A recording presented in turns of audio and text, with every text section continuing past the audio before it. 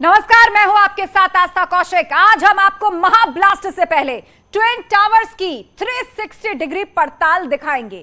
Car से हम उस पूरे इलाके को दिखाएंगे जो ब्लास्ट के बाद प्रभावित होगा। कितनी धूल निकलेगी, किसको परेशानी होगी, किसके फ्लैट पर असर पड़ेगा, ब्लास्ट के 1 हफ्ते बाद आसपास रहने वालों को आखिर क्या करना होगा, इन सारे सवालों का जवाब बताएंगे। साथ ही उन इलाकों को कार के जरिए भी दिखाएंगे जहां लोग ब्लास्ट को लेकर चिंतित हैं। इससे पहले मैप के जरिए आपको समझाते हैं कि न्यूज 18 की टीम ने ट्विन टावर के 360 डिग्री के दायरे में आखिर क्या किया। आइए आपको दिखाते हैं। ये सुपरटेक ट्विन टावर्स हैं। डिमोलिशन होना है 28 अगस्त को। ये जो रेड कलर का मार्क आप देख रहे हैं, यही ट्विन टावर्स है। यही भ्रष्टाचार की वो दोनों इमारतें हैं जो जमींदोज होंगी 28 तारीख को। इसके आसपास आप देख रहे हैं, ये जो कंस्ट्रक्शन नजर आ रहा है, दरअसल ये वही सोसाइटीज हैं जो सीधे तौर पर इसकी जड़ में आती हैं और इन्हीं लोगों के लिए परेशानी का सबब बनी हुई है वो धूल, वो प्रदूषण जो कि इस ब्लास्ट के बाद होगा। कोई कंकड़ नहीं उछलेगा, कोई बड़े पत्थर, कांच, शीशा, बीम, सरिया कुछ नहीं जाएगा, क्योंकि इन ट्विन टावर्स को सफेद और काली स्पेशल फाइबर की चादरों से कवर किया गया है ताकि जब एक्सप्लोजन होगा, धुआं उड़ेगा और बिल्डिंग धीरे धीरे नीचे जाएगी तो उस वक्त कोई भी कंकड़ पत्थर सोसाइटी में ना जाए, लेकिन धूल जाएगी, धूल जरूर जाएगी। और उसके लिए जो एक्सपर्ट्स हैं वो हवा की डायरेक्शन क्या है उस पर नजर बनाए हुए हैं।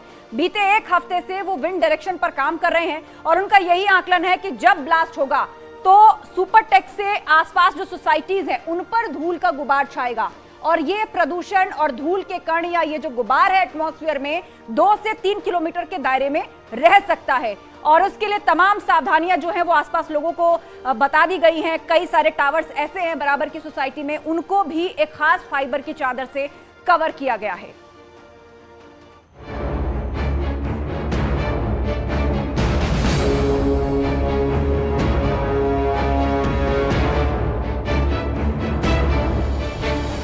तो भ्रष्टाचार की इमारत को गिराने की उल्टी गिनती अब शुरू हो गई है। जी हां, हम बात कर रहे हैं नोएडा के सुपरटेक ट्विन टावर की, जो इस वक्त आप मेरे पीछे देख सकते हैं। 28 अगस्त 10 सेकंड और 32 मंजिला टावर ध्वस्त। 9 सेकंड का वक्त लगेगा इसे गिरने में, लेकिन इसके गिरने में कितनी मेहनत, गिराने में कितनी मेहनत लगी है और साथ ही साथ जब इसे गिरा दिया जाएगा तो इसके क्या परिणाम होंगे। तब टावर के आसपास के लोगों का क्या होगा, 1 किलोमीटर के दायरे में कितने लोग प्रभावित होंगे। ये देश का सबसे बड़ा डिमोलिशन होगा। पहले केरल में ऐसा हो चुका है, अब यूपी के नोएडा में महाविस्फोट से 32 मंजिला टावर गिराया जाएगा और जब यहाँ से धूल उड़ेगी तो एक बड़े इलाके को अपनी जद में ले लेगी और ब्लास्ट के 3 घंटे तक इस इलाके में सांस लेना भी मुश्किल हो जाएगा। इन्हीं मुश्किलों को समझने के लिए न्यूज 18 की टीम ग्राउंड पर पहुंची। हमारी टीम के साथ एक एक्सपर्ट भी जुड़े जिन्होंने ब्लास्ट से पहले और बाद की स्थितियों पर पूरी जानकारी दी। हमारी टीम ने ट्विन टावर के पास से अपना सफर शुरू किया। पर्यावरण के हिसाब से भी और लोगों के स्वास्थ्य के हिसाब से भी किस तरह के परिणाम निकलकर सामने आएंगे, इसी पर बातचीत करने के लिए आज हमारे साथ एक एक्सपर्ट जुड़े हैं। विक्रांत जी हमारे साथ हैं जो पर्यावरणविद हैं और साथ ही हम ये समझने का प्रयास करेंगे कि इसके बाद जो दिक्कतें सामने आएगी यहाँ के रहने वाले लोगों को और खासतौर पर जो ट्विन टावर के आसपास रहते हैं उनको स्वास्थ्य संबंधी और पर्यावरण के लिहाज से कितनी महत्वपूर्ण है और किन किन बातों का ख्याल रखना होगा। तो हम इस आसपास के पूरे इलाके में घूमेंगे और इस बात की जानकारी हम आपको देंगे कि किस तरह से यहाँ पर रहने वाले रेसिडेंट्स के लिए समस्या है। लोग डरे हुए हैं, सहमे हुए हैं, जो आसपास के इलाके के लोग हैं वो घर छोड़कर जा रहे हैं। तो चलिए विक्रांत जी के साथ हम चलते हैं इस आसपास के इलाके को देखने के लिए। हमारी टीम ने ट्विन टावर के पास बसे गांव गेझा से अपना सफर शुरू किया। टावर के सामने का इलाका हरा भरा है, एक पार्क भी है और पार्क के ऊपर से एक फ्लाईओवर भी गुजरता है जो नोएडा एक्सप्रेसवे के ऊपर बना है। इन सब के बीच सबसे बड़ा सवाल ये है कि आखिर ट्विन टावर गिराए ही क्यों जा रहे हैं। विक्रांत जी, सबसे पहले तो ये बताइए कि अभी तक देश भर में कुछ जगहों पर ही बिल्डिंग गिराई गई है, लेकिन आज तक इतनी बड़ी बिल्डिंग, कहते हैं कि कुतुब मीनार से भी ऊंची बिल्डिंग है, उसे ढाया जाएगा 28 तारीख को। ये नौबत आखिर आई क्यों? संक्षेप में सबसे पहले ये बता दीजिए, फिर बाकी चीजों पर भी हम बातचीत करेंगे। देखिए, ट्विन टावर नहीं है, ये एक करप्ट टावर है। एक तरह से करप्शन की एक मिसाल है जिसको गिराया जा रहा है। सुप्रीम कोर्ट के ऑर्डर के बाद ये गिराए जा रहे हैं। कभी भी नोएडा अथॉरिटी ने इस पे कोई स्ट्रिक्ट एक्शन नहीं लिया और RWA पिछले 8-10 सालों से इसकी लड़ाई लड़ रहा है, तब जाकर इसको गिराने की बात आई है। और क्योंकि ये बिल्डिंग बायलॉज को और नियमों को एक तरह से ताक पर रखकर बनाए गए हैं, इन दो टावर के बीच जो एक डिस्टेंस होनी चाहिए, जो बिल्डिंग बायलॉज के अकॉर्डिंग वो मानक फॉलो नहीं किए गए हैं। टावर नंबर 17 का निर्माण ग्रीन एरिया में हुआ है। आसपास के फ्लैट्स को जब लोग खरीद रहे थे तो ब्रोशर में इस एरिया को ग्रीन फील्ड दिखाया गया था, लेकिन बाद में मूल योजना में बदलाव कर खरीदारों की सहमति नहीं ली गई और बिना सहमति के ही 40 मंजिला टावर खड़ा कर दिया गया और टावरों के बीच की दूरी के नियम का पालन नहीं हुआ। इसलिए सुप्रीम कोर्ट ने इसे अवैध माना और गिराने का आदेश दिया। और ये बिल्डिंग अगर चालू की जाती है तो आगे इससे दुर्घटना होने का डर था। कभी फायर की कोई घटना होती है तो उसमें इंतजाम उतने नहीं हो पाते, तो RWA का बहुत ज्यादा इस पे विरोध था और सुप्रीम कोर्ट के ऑर्डर के बाद ये गिराने की 28 तारीख को बात हुई है। लेकिन अभी इसमें बहुत सारे पहलू है, क्योंकि अभी सबसे बड़ी चुनौती है कि बिल्डिंग सेफली गिर जाए, आसपास की सोसाइटीज को जो लोग रह रहे हैं उन्हें दिक्कत ना हो। उसके बाद गिरने के बाद की भी कुछ चुनौतियां हैं कि कैसे मलबे को हैंडल किया जाएगा। इसमें स्वास्थ्य और पॉल्यूशन के बहुत सारे एस्पेक्ट आगे आ रहे हैं। और सबसे बड़ी बात ये कही जा रही है कि ये एक कह सकते हैं कि इलीगल कंस्ट्रक्शन था और खास तौर पर यहाँ के लोगों ने इसका अपोज किया। मतलब बहुत जगह गए, नोएडा अथॉरिटी गए, बाकी जगहों पर भी गए, लेकिन जब सुनवाई नहीं हुई तो कोर्ट का रुख अख्तियार कर लिया गया। तो एक तरह से ये एक लोगों के सामने नजीर भी है कि अगर इस तरह का कंस्ट्रक्शन हो रहा है, कोई ना सुने और आपको परेशानी हो रही हो जो वहां के रेजिडेंट हैं, तो आप कोर्ट जा सकते हैं। और आज देखिए वो दिन बहुत जल्द आने वाला है जब इस ट्विन टावर को गिराया जाएगा। यानी कि लोगों में भी कि जो अब तक बिल्डरों से डरे सहमे रहते थे या उनको लगता था प्रक्रिया पे विश्वास नहीं है, उनके लिए ये दिन बहुत बड़ा है। बिल्कुल, देखिए ये एक बहुत बड़ी मिसाल कायम हो गई है और पूरी रियल एस्टेट लॉबी को, करप्ट लॉबी को एक झटका लगा है कि इस तरह से बिल्डिंग का डिमोलिशन भी संभव है। 2 टावर हैं जो जिनकी ऊंचाई 100 मीटर से अधिक है, 30 फ्लोर से ज्यादा फ्लोर की ये बिल्डिंग्स हैं, करोड़ों रुपए इसमें इन्वेस्ट हुआ है और इनको बनाने में कई साल लगे हैं। उन 2 बिल्डिंग को गिराने का आदेश सुप्रीम कोर्ट ने दिया है। तमाम रिव्यू पिटीशंस फाइल हुई, तमाम क्लेम किए गए कि इन बिल्डिंग को किसी दूसरी एजेंसी को दे दिया जाए, अनाथालय बना दिया जाए, हॉस्पिटल बना दिया जाए, लेकिन सुप्रीम कोर्ट ने सबको एक तरह से इनकार किया क्योंकि ये अवैध कंस्ट्रक्शन है। ये जो एरिया है, RWA के जो लोग हैं उनका एक तरह से ग्रीन एरिया था जिसमें उनका हक था। आसपास के फ्लैट्स में रहने वालों के हक छीनकर इस इमारत को खड़ा किया गया था। एक लंबी लड़ाई के बाद पहली बार कुतुब मीनार से भी ऊंची इमारत को जमींदोज किया जाएगा। देश में पहली बार ऐसा हो रहा है कि इतनी ऊंची इमारत को ढाया जा रहा है। इससे पहले की बात की जाए तो केरल में, तमिलनाडु में, माफ कीजिएगा, केरल, तेलंगाना और गुजरात में कुछ बिल्डिंग्स को ढाया गया था, लेकिन वो इतनी ऊंची नहीं थी, इसलिए चुनौतियां बहुत ज्यादा है। जिन 2 कंपनियों को गिराने को ये पूरी की पूरी जिम्मेदारी सौंपी गई है, उसमें एडिफस इंजीनियरिंग है जो मुंबई की है और दक्षिण अफ्रीका की जेट डिमोलिस है जो कि इस इमारत को गिराने का काम करेगी। कंपनी का कहना है कि टावर के ढहने से उठने वाला धूल का गुब्बार 10 मिनट तक वातावरण में रहेगा, जिसकी बात भी हम करेंगे।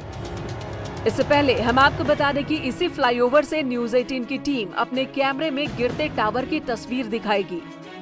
इस फ्लाईओवर पर हमारी 2 कैमरा टीमें मौजूद होंगी जो पल पल की अपडेट आपको देती रहेंगी। अगर दोनों टावरों की बात की जाए तो एपेक्स टावर, जिसमें से एक टावर एपेक्स टावर है, उसमें 32 फ्लोर है, वहीं सीएन टावर में 29 मंजिली इमारत है। ये टावरों के ढहने से निकलने वाला मलबा जो है उसे ढोने में काफी समय लगेगा। तो एक बड़ी प्रक्रिया है जिसको अंजाम देने का काम अब किया जाएगा, लेकिन उस दिन का इंतजार किया जा रहा है जब इस बिल्डिंग को पूरी सेफ्टी के साथ गिरा दिया जाएगा। सर, जिस तरह से बताया जा रहा है कि तमाम कोशिश तो कर ली गई है, लेकिन इसका कितना असर पड़ेगा, क्योंकि लोग डरे हुए हैं आसपास के इलाकों के।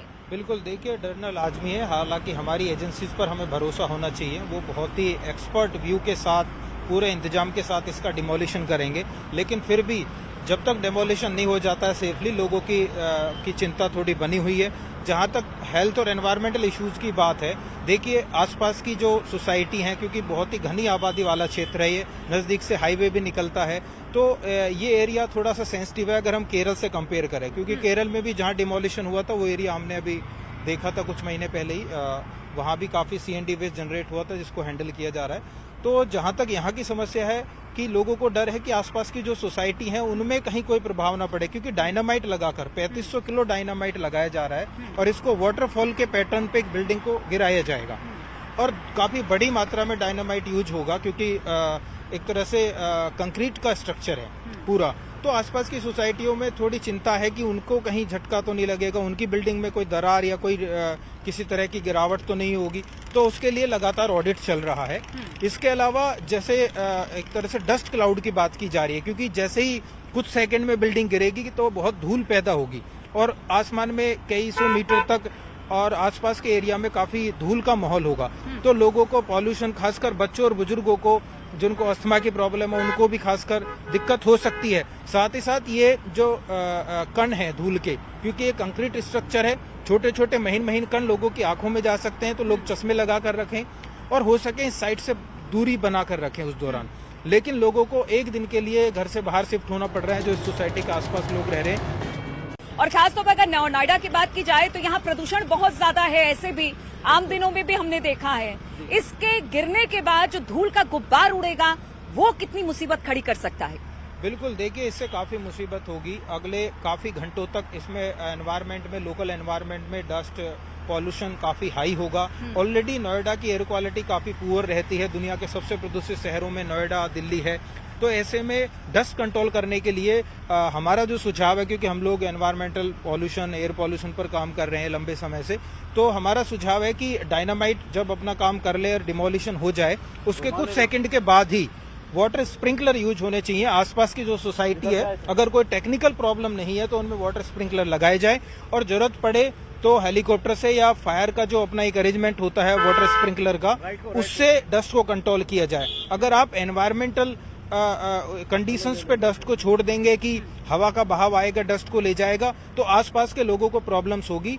डस्ट को कंट्रोल करने के लिए हैवी वाटर स्प्रिंकलर्स, बड़ी कैपेसिटी में वाटर स्प्रिंकलर यूज करने चाहिए।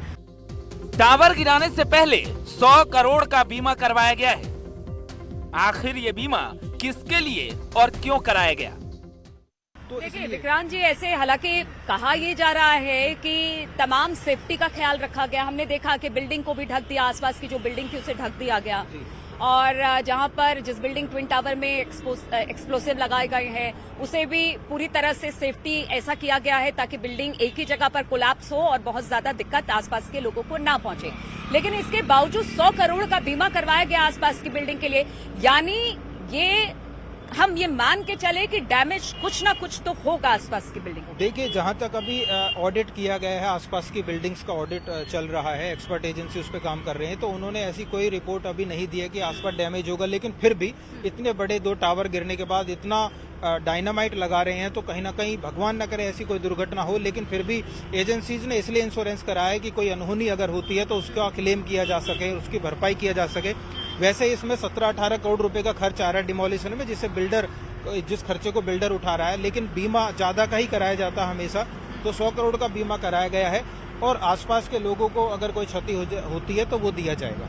तो यानी कि लोगों को बहुत ज्यादा डरने की जरूरत नहीं है, और यही वजह है कि इतना वक्त लिया गया इस ट्विन टावर को गिराने में, क्योंकि तमाम सावधानियों का ख्याल रखा गया। विक्रांत जी, बिल्कुल, देखिए जो समय की बात है तो कई महीने पहले वो डेडलाइन पूरी हो चुकी है जो सुप्रीम कोर्ट ने डिमोलिशन के लिए दी थी, लेकिन फिर भी सुप्रीम कोर्ट में याचिका दायर करके और ज्यादा समय मांगा गया। ये इसलिए मांगा गया क्योंकि जल्दबाजी में कुछ गलत ना हो, पूरी एहतियात के बाद, एक्सपर्ट्स के ओपिनियन के बाद, पूरी जांच पड़ताल के बाद ये काम किया जा रहा है। तो लोगों को चिंता की कोई आवश्यकता ऐसी नहीं है, फिर भी चौकस और अलर्ट रहने की आवश्यकता है।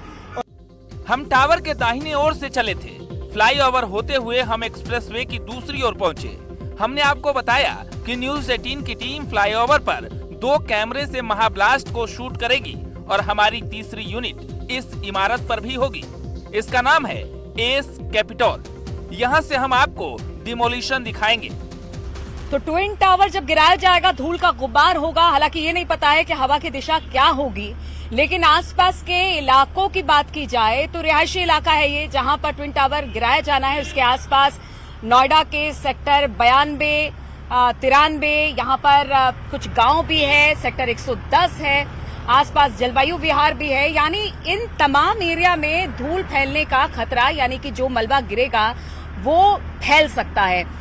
विक्रांत जी, जिस तरह से हम बात कर रहे थे कि खतरनाक तो है ही, क्योंकि बिल्डिंग गिराने के लिए तमाम सेफ्टी तो अपनाए गए हैं, लेकिन फिर भी कहा यह जा रहा है कि चूंकि ये सेस्मिक जोन में भी पड़ता है, जरा इसके बारे में भी बताइए। देखिए, ये जो एरिया है सेक्टर 92 हो गया, 93 हो गया, ये यमुना के बहुत नज़दीक का एरिया है और यहाँ पर एक तरह से सैंडी सॉइल है, और क्योंकि डूब क्षेत्र है यमुना का, और ये सेस्मिक जोन 4 में आता है। सेस्मिक जोन 4 में इमारतें का जो है बहुत ध्यान रखना होता है, क्योंकि भूकंप आने पर या कोई ऐसी घटना होने पर ज़्यादा खतरा होता है।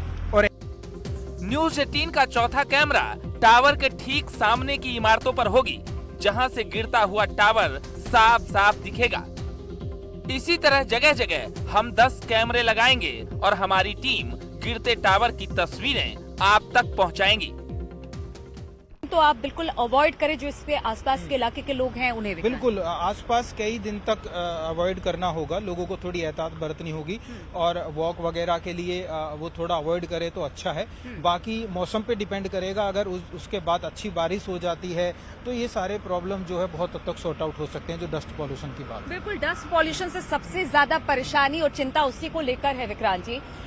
लेकिन क्या ऐसा होता है, ठीक है, जिस दिन डिमोलिश किया जाएगा बिल्डिंग को, उस दिन तो स्प्रिंकल नहीं किया जा सकता है कुछ सेफ्टी कारणों की वजह से, लेकिन उसके बाद मलबे को, क्योंकि वहां से ढोने का काम किया जाएगा तो भी डस्ट बहुत ज्यादा उड़ेगा, तो उसके बाद इस तरह से स्प्रिंकलिंग और बाकी चीजों को एहतियात के तौर पर किया जा सकता है मलबा को, धूल को खत्म करने के लिए। बिल्कुल, देखिए, आसपास के लोगों के लिए, जो सोसाइटी में रह रहे हैं, उनके लिए भी बहुत प्रॉब्लम्स होने वाली है, क्योंकि 3000 ट्रक से ज्यादा मलबा बाहर जाना है, तो उनको प्रॉपर वाटर स्प्रिंकलर लगाने होंगे, बाकायदा सेफ्टी मेजर्स लगाने होंगे, साउंड कंट्रोल के लिए साउंड डिटेक्टर लगाना होगा, और उसकी लोगों को प्रॉब्लम ना है, क्योंकि यहाँ बच्चे बुजुर्ग रहते हैं और तमाम प्रॉब्लम्स होंगी उससे, अगर ऐसे अरेंजमेंट्स नहीं किए जाते हैं डस्ट कंट्रोल करने के लिए और साउंड पॉल्यूशन को कंट्रोल करने के लिए।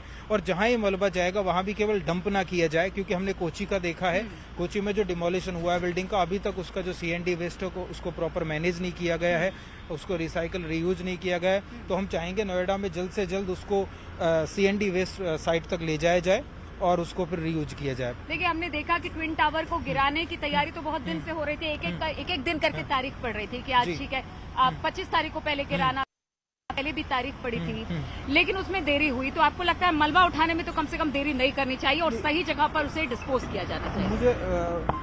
मुझे लगता है, जो मेरा अनुभव है, कंस्ट्रक्शन एंड डिमोलिशन वेस्ट को लेकर हमेशा लापरवाही रही है। आप देखेंगे नोएडा में जगह जगह, शहरों में जगह जगह CND वेस्ट पड़ा रहता है। हाँ। तो बिल्कुल उसमें देरी होगी। लेकिन कुछ अनुमान है कि किस तरफ ये धूल का गुब्बार जाएगा, क्योंकि हालांकि वो तो मौसम विभाग बताएगा कि क्या रफ्तार उस दिन हवा की रहेगी और कैसे रहेगा, लेकिन फिर भी कौन कौन से ऐसे एरिया है जहां पर ये धूल की गुब्बार जाने की संभावना जताई जा रही है, जहां पर सबसे ज्यादा परेशानी हो सकती है? बिल्कुल, देखिए, जहाँ तक धूल का गुब्बार जो होगा, जो डस्ट क्लाउड एक जनरेट होगा डिमोलिशन के बाद, और कई मिनट तक, कई घंटे तक उसका प्रभाव रहेगा, और हल्का फुल्का प्रभाव कई दिनों तक रह सकता है। तो ये डायरेक्शन क्या होगी, धूल किस तरफ ज़्यादा जाएगी, ये डिपेंड करेगा मौसम कंडीशंस पे, जैसा आपने बताया। और कल 28 तारीख को 2:30 बजे के करीब किस तरफ हवा रहेगी, क्या हवा की गति रहेगी, वो कल फर्स्ट हाफ में ही मौसम विभाग से या जो एक्सपर्ट एजेंसीज हैं वो फोरकास्ट करेंगे, वो कल तक ही पता चल पाएगा। लेकिन आसपास के जो एरिया हैं, कई सेक्टर हैं जो घनी आबादी वाले एरिया हैं, उनको फिर भी एहतियात बरतनी होगी। 500-1000 मीटर के लोगों को, तो जो इसके आसपास रहते हैं, उनको तो थोड़ी ज़्यादा एहतियात बरतनी होगी, हवा चाहे कहीं की भी हो। नज़दीक वाले लोगों को तो हर मामले में वो गाइड करेंगे। हम लगातार इसलिए हम घूम भी रहे हैं और दिखा रहे हैं इस एरिया के बारे में कि कितना रिहायशी एरिया, कितना बड़ा है ये। चारों तरफ स्कूल हैं, कॉलेजेस हैं, अस्पताल हैं, बिल्डिंग्स हैं, और जब ये ट्विन टावर ढाया जाएगा, जो इस वक्त मेरे पीछे आप देख सकते हो, तो धूल का जो गुब्बार उड़ेगा वो दूर दूर तक होगा। हवा की गति पर ये डिपेंड करेगा कि कितने दूर तक ये धूल का गुब्बार उड़कर जाएगा और कितनी परेशानियां कितने दूर तक के लोगों को हो सकती है। इसलिए इस पूरे एरिया को हम आपको दिखा रहे हैं और इस पे बातचीत भी कर रहे हैं, और हर एक पहलू पर बातचीत करने की हमारी कोशिश है, ताकि लोगों को इस बारे में जानकारी मिल सके कि जब 28 तारीख को इस ट्विन टावर को गिराया जाएगा तो क्या कुछ होने वाला है, किस तरह के एहतियात बरते जाएंगे। अब चूंकि कार्यक्रम खत्म करने का विक्रांत जी वक्त आ गया है, तो कुछ ऐसी बातें जो हमारे दर्शकों के साथ आप शेयर करेंगे जो आसपास के इलाकों में रहते हैं, क्योंकि हमने पर्यावरण, स्वास्थ्य और बाकी चीजों की भी बात की है, तो कुछ आप बताना चाहेंगे एहतियात के तौर पर क्या करें 28 तारीख के दिन? बाकी तो इंस्ट्रक्शन तो है ही। हाँ जी, देखिए जो एक्सपर्ट एजेंसीज इंस्ट्रक्शन दे रही हैं उनको फॉलो करें, घबराएं ना, संयम बरतें, क्योंकि जो आसपास 1 किलोमीटर या आधे किलोमीटर की रेंज में जो लोग रह रहे हैं उनको ज्यादा जिम्मेदारी रखनी है। और जो आसपास लोग रह रहे हैं जिनकी सोसाइटी में से लोगों को शिफ्ट करना पड़ रहा है बाहर, तो उनके रिश्तेदार, रिलेटिव्स उन्हें सपोर्ट करें, क्योंकि लोग बाग सड़क पर इतने घंटे वेट नहीं कर सकते हैं। तो 28 तारीख को ट्विन टावर को ढहा दिया जाएगा और हमने एक्सपर्ट से बातचीत भी की, आपको वो सारी जानकारी देने की कोशिश की जिस दिन ट्विन टावर ढाया जाएगा और किन किन नियमों का पालन किया जाएगा। उम्मीद करते हैं कि आपको हमारे इस कार्यक्रम के जरिए बहुत सारी जानकारी मिली होगी। तो आज इस कार्यक्रम में बस इतना ही, मुझे दीजिए इजाजत, नमस्कार।